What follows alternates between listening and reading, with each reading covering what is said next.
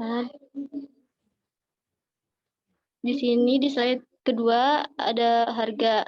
Harga terbagi dalam dua bagian. Yang pertama jangka pendek dan jangka panjang. Jangka pendek yaitu harga bersifat kaku. Dalam teori Keynes, permintaan agregat erat kaitannya dengan perekonomian jangka pendek. Sedangkan dalam jangka panjang, harganya bersifat fleksibel.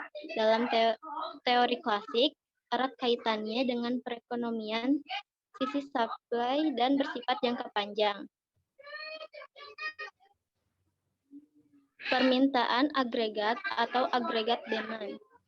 Permintaan agregat adalah hubungan antara jumlah output yang diminta dengan tingkat harga. Di sini ada kurva permintaan agregat.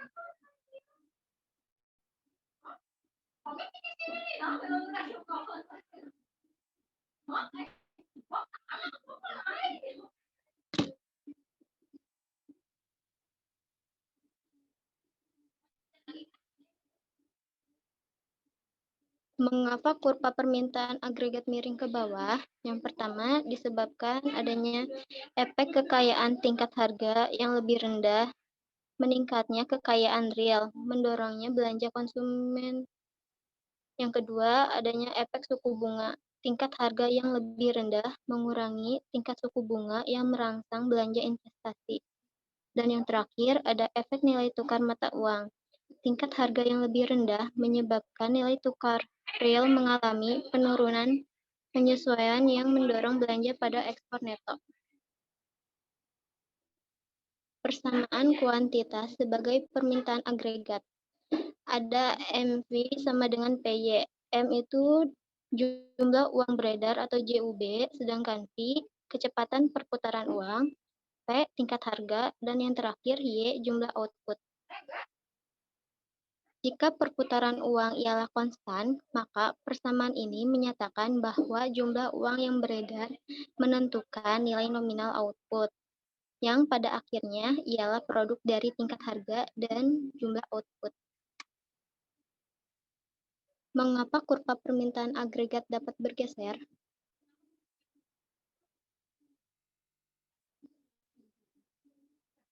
Yang pertama,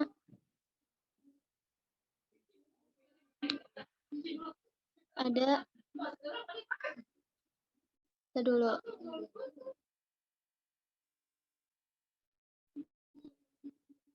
Yang pertama, ada pergeseran yang timbul dari konsumsi.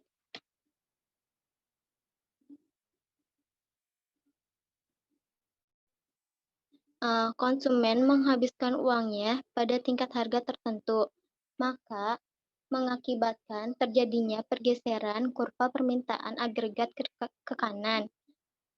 Sedangkan konsumen mengurangi pengeluarannya pada tingkat harga tertentu, maka mengakibatkan terjadinya pergeseran kurva permintaan agregat ke kiri. Dan yang kedua, ada pergeseran yang timbul dari investasi. Perusahaan menginvestasikan lebih, maka mengakibatkan terjadinya pergeseran kurva permintaan agregat ke kanan. Sedangkan perusahaan mengurangi investasinya, maka mengakibatkan terjadinya pergeseran kurva permintaan agregat ke kiri. Yang ketiga, pergeseran yang timbul dari belanja pemerintah. Peningkatan belanja pemerintah, misalnya untuk pembangunan jalan atau pertahanan, maka mengakibatkan terjadinya pergeseran kurva permintaan agregat ke kanan.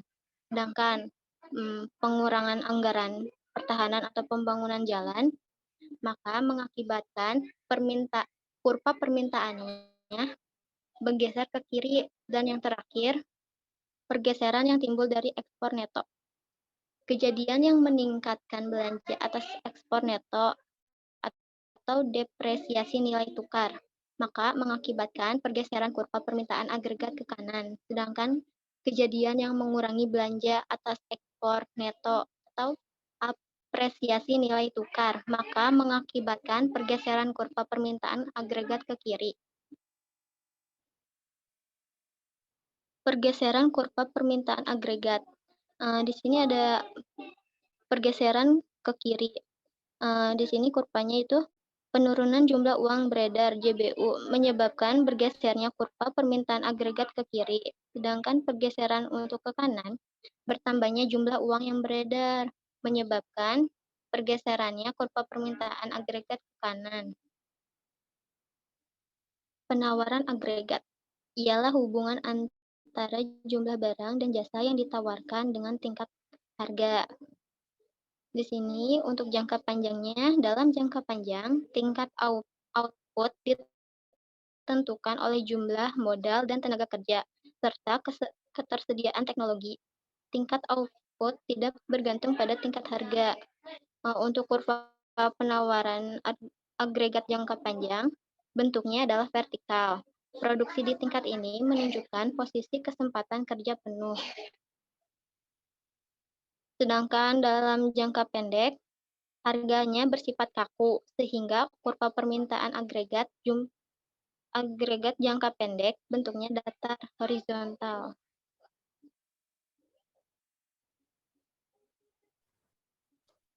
Baik, untuk selanjutnya akan dilanjutkan oleh saya sendiri.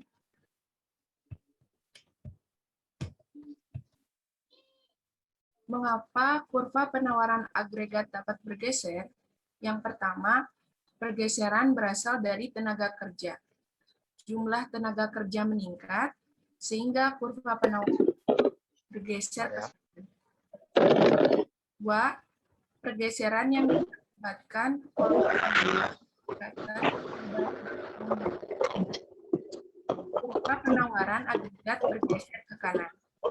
Yang ketiga, pergeseran yang diakibatkan oleh sumber daya S atau SDA. Peningkatan ketersediaan sumber daya alam mengakibatkan kurva agregat bergeser ke kanan. Yang keempat, yang berasal dari teknologi. Peningkatan pengetahuan teknologi mengakibatkan kurva penawaran agregat bergeser ke kanan. Jangka panjang. Dalam jangka panjang, penurunan jumlah uang beredar berpengaruh pada tingkat harga, tetapi tidak menyebabkan tingkat output turun. Sedangkan untuk jangka pendek, dengan jumlah uang beredar menyebabkan pergeseran ekuilibrium pada tingkat output yang lebih rendah. Jika terjadi resesi, yaitu turunnya permintaan agregat. Perekonomian dimulai pada ekuilibrium jangka panjang pada titik A. Penurunan permintaan agregat disebabkan oleh penurunan perputaran uang, menggerakkan perekonomian ke titik B, sehingga berada di titik alamiah. Harga turun, perekonomian berangsur-angsur keluar dari resesi, bergerak dari B ke C. Jika terjadi ekspansi, naiknya permintaan agregat. Perekonomian dimulai pada ekuilibrium jangka panjang pada titik A. Kenaikan permintaan agregat akibat meningkatkan putaran uang menggerakkan perekonomian ke titik B, sehingga output berada di titik alamiah. Dan berangsur-angsur kembali ke titik alamiah, bergerak dari B ke C. Tindakan stabilisasi. Pasti ekonomi secara umum terjadi sebagai akibat perubahan permintaan agregat atau agregat demand dan penawaran agregat atau agregat supply.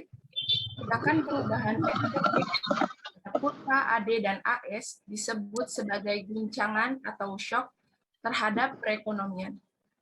Kebijakan stabilisasi ditunjukkan untuk mengurangi tekanan goncangan tersebut. Atau goncangan permintaan. Ketika AD meningkat sehingga perekonomian booming, kurva AD bergeser ke kanan dan ekuilibrium berada di titik B. Dengan harga lama, perusahaan menjual lebih banyak output sehingga mengerjakan lebih banyak pekerja dan menjadi produktif. Kemudian, kenaikan AD tersebut mendorong kenaikan harga dan upah. Akibatnya, output yang diminta kembali turun secara bertahap hingga ke titik alamiah, yaitu di titik C. Supply shock atau guncangan penawaran. Guncangan penawaran memperburuk beban biaya dan menaikkan harga. Jika AD dipertahankan konstan, perekonomian bergerak dari A ke B yang menyebabkan stagflasi. Stagflasi yaitu periode ketika inflasi dan kontraksi terjadi secara bersamaan. Secara berangsur-angsur, ketika harga turun, perekonomian kembali ke titik alami, yaitu di titik A. Mengatasi supply shock.